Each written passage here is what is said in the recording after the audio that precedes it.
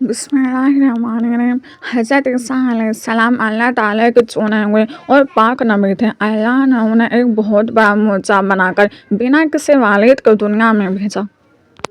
जब वो अपनी वालिदा हज़रत मरियम अलैहिस्सलाम की गोद में एक मासूम बच्चे थी, उसी वक्त अल्लाह ने उन्हें बोलने की कुदरत अता फरमाई।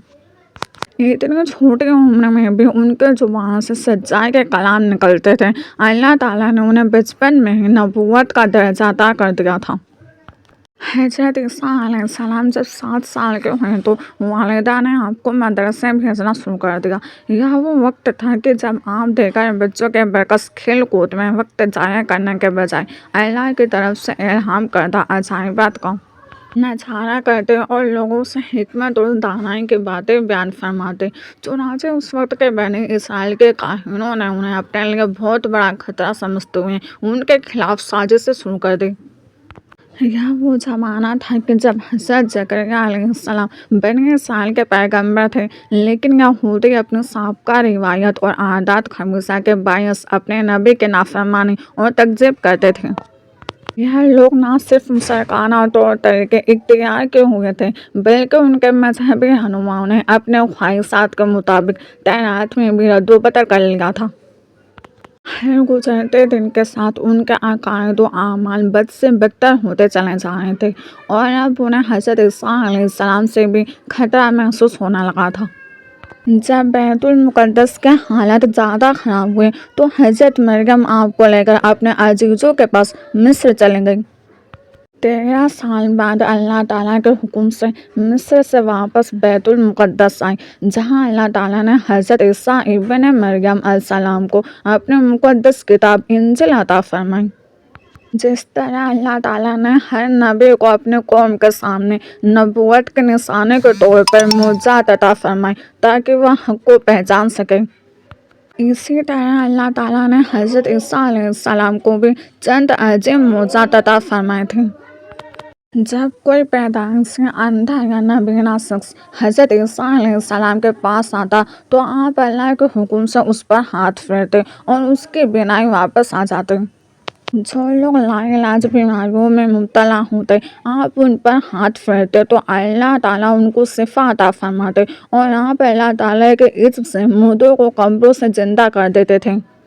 यह तमाम मुअज़्ज़ात हज़रत ईसा अलैहिस्सलाम अपनी ज़ात की ताकत से नहीं बल्कि सिर्फ़ और सिर्फ अल्लाह ताला के हुक्म से ज़ाहिर फरमाते थे, ताकि बनी इसराइल जान लें कि वो अल्लाह के बरगज़िदा नबी हैं।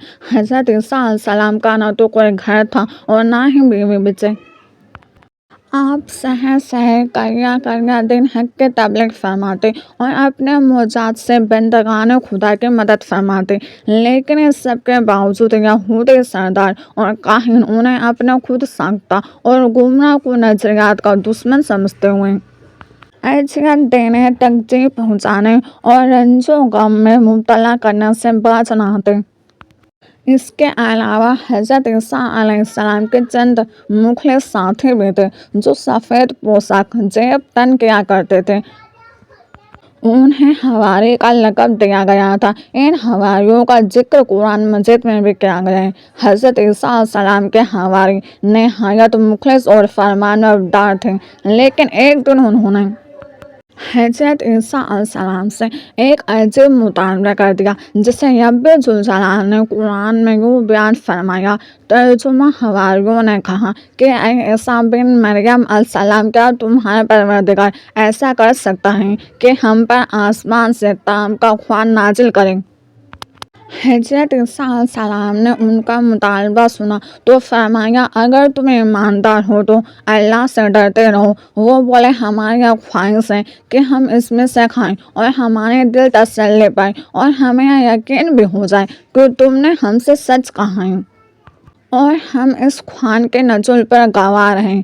हवारियों के मुतालबे पर हज़रत ईसा बिन मरियम अलैहिस्सलाम ने दुआ की कि ऐ हमारे परवरदिगार, हम पर आसमान से दस्तरख्वान नाजिल फरमा कि वो दिन हमारे लिए ईद करार पाए। अल्लाह ताला ने फरमाया, बेशक मैं वो दस्तरख्वान तुम पर उतारूंगा, फिर इसके बाद जो कोई तुम में से नाशुक्री करेगा तो मैं उसे ऐसी सजा दूंगा जो दुनिया में किसी को ना दी होगी। پھر وہ دسترخوان آسمان سے نازل ہوئی، اس میں روٹی اور گوشت تھا۔ اللہ تعالیٰ نے حکم دیا کہ خیانت نہ کرو، نہ اگلے دن کے لیے ذخیرہ کرو، مگر انہوں نے خیانت بھی کی اور ذخیرہ بھی کیا اور اگلے دن کے لیے اٹھا بھی رکھا، تو ان کے چہرے مسخ کر کے بندر اور خنزیر جیسے بنا دیے گئے۔ حضرت عیسیٰ علیہ السلام نے نہ صادق نے نہ رہائش کے لیے گھر بنایا، وہ شہر شہر اور گاؤں گاؤں اللہ کا پیغام سناتے اور دین حق کی دعوتوں اور تبلیغ کا فریضہ انجام دیتے۔ جہاں رات آ پہنچتے وہیں حالت پیش رو سامانے میں سب بسر کر لیتے، کیونکہ ان کے ذات اقدس سے مخلوق خدا جسمانی اور روحانی شفا اور تسکین پاتی تھی۔ اس لیے عام خلقت ان سے والہانہ عقیدت اور محبت کرتی۔ حضرت عیسیٰ علیہ السلام بہت نرم دل اور نرم غصابی اور سادہ مزاج رکھتے تھے۔ ایک روایت ہے کہ جب عیسیٰ علیہ السلام اپنے ساتھیوں کے پاس آئے تو آپ پر ان کا جبہ اور چادر تھی۔ آپ ننگے پاؤں اور پیر گندا بالوں والے تھے۔ بھوک کی وجہ سے آپ کا رنگ زرد اور پیاس کی وجہ سے آپ کے ہونٹ خشک۔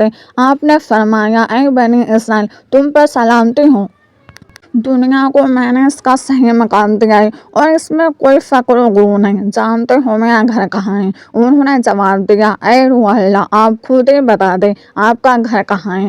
فرمایا، میرا گھر مسجد، میرا چراغ رات کو چمکتا چاند، میرا سایہ رب العالمین کا خوف، میرے دوست ہمیشہ کے بیمار اور مسکین ہیں، میرے پاس نہ صبح کچھ ہوتا ہے اور نہ شام کو کچھ ہوتا ہے، اس کے باوجود میں خوش و خرم رہتا ہوں اور مجھے کسی چیز کی پرواہ نہیں ہوتی۔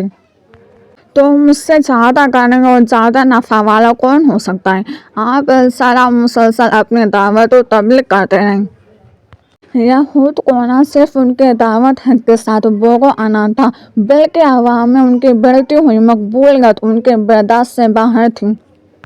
محراب و منبر سے علماء یہود و کاہن کے پروپیگنڈے کی ناکامی کے بعد انہوں نے بادشاہ وقت کو مستحل کر کے حضرت عیسیٰ ابن مریم علیہ السلام کو تخت دار پر چڑھانے کی سازش تیار کی۔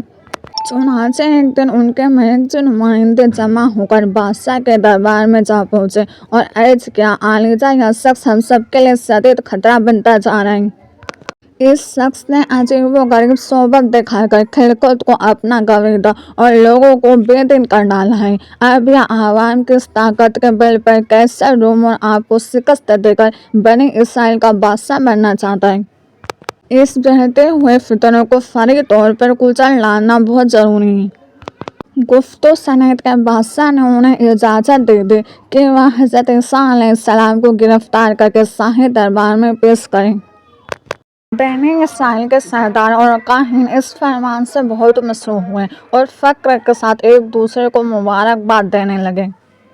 آپس میں طے پایا کہ نہایت رازداری کے ساتھ اس خاص موقع کا انتظار کیا جائے کہ جب خلوت و تنہائی میں ہو تب انہیں اس طرح گرفتار کیا جائے کہ عوام کو خبر نہ ہونے پائے۔ ایک طرف یہود حضرت عیسیٰ علیہ السلام کے قتل کی سازش میں مصروف تھے تو دوسری جانب رب کریم اپنے محبوب بندے کے ساتھ تھا۔ قرآن کریم میں ارشاد باری تعالیٰ ہے ترجمہ، اور انہوں نے خفیہ تدبیر کی اور اللہ نے بھی خفیہ تدبیر فرمائی اور اللہ بہترین خفیہ تدبیر کرنے والوں میں سے ہیں۔ اس وقت اللہ نے فرمایا کہ عیسیٰ علیہ السلام، میں تمہاری دنیا میں رہنے کی مدت پوری کر کے تمہیں اپنی طرف اٹھا لوں گا اور تمہیں کافروں کی صحبت سے پاک کر دوں گا۔ حضرت عیسیٰ علیہ السلام کو یہود کی سازشوں کا علم ہوا تو انہوں نے اپنے حاریوں کو ایک جگہ جمع کیا اور ان سے فرمایا کہ بنی اسرائیل کے سرداروں اور کاہنوں کی منیدانہ سرگرمیوں تم سے پوشیدہ نہیں ہیں۔ اب وقت کی نزاکت اور آزمائش کی گھڑی تقاضا کرتی ہے کہ میں تم سے سوال کروں کہ تم میں وہ افراد کون ہیں جو اس کفر و انکار کے سیلاب کے سامنے سینہ سفر ہو کر خدا کے دن کے ناصر مددگار بنیں گے۔ حضرت عیسیٰ علیہ السلام کا یہ ارشاد مبارک سن کر سب نے جوش و خروش اور صداقت ایمانی کے ساتھ جواب دیا، ہم اللہ کی طرفدار اور آپ کے مددگار ہیں، ہم اللہ پر ایمان لائے اور آپ گواہ ہیں کہ ہم فرمان بردار ہیں۔ اے پروردگار، جو کتاب تو نے نازل فرمائی ہم اس پر ایمان لائیں اور دل سے تیرے پیغمبر کے پیروکار ہیں، تو ہمیں ماننے والوں میں لکھ لے۔ حضرت عیسیٰ علیہ السلام کی نگرانی میں مصروف بادشاہ کے مخبروں نے ایک روز سرداروں اور کاہنوں کو اطلاع دی کہ اس وقت عیسیٰ علیہ السلام لوگوں کی بھیڑ سے الگ اپنے شاگردوں کے ساتھ ایک بند مکان میں موجود ہے۔ اطلاع ملتے ہی وہ لوگ موقع پر پہنچ گئے اور چاروں طرف سے مکان کو گھیر لیا۔ روایت میں ہے کہ مکان کا محاصرہ کرنے والے یہودیوں کی تعداد 4000 تھی۔ حضرت عیسیٰ علیہ السلام کے حواریوں کی تعداد ابن کثیر کی روایت کے مطابق 12 تھی۔ حضرت ابن عباس سے مروی ہے کہ جب اللہ نے آپ کو اپنے پاس بلانا چاہا تو آپ اپنے ساتھیوں کے ساتھ گھر آئے۔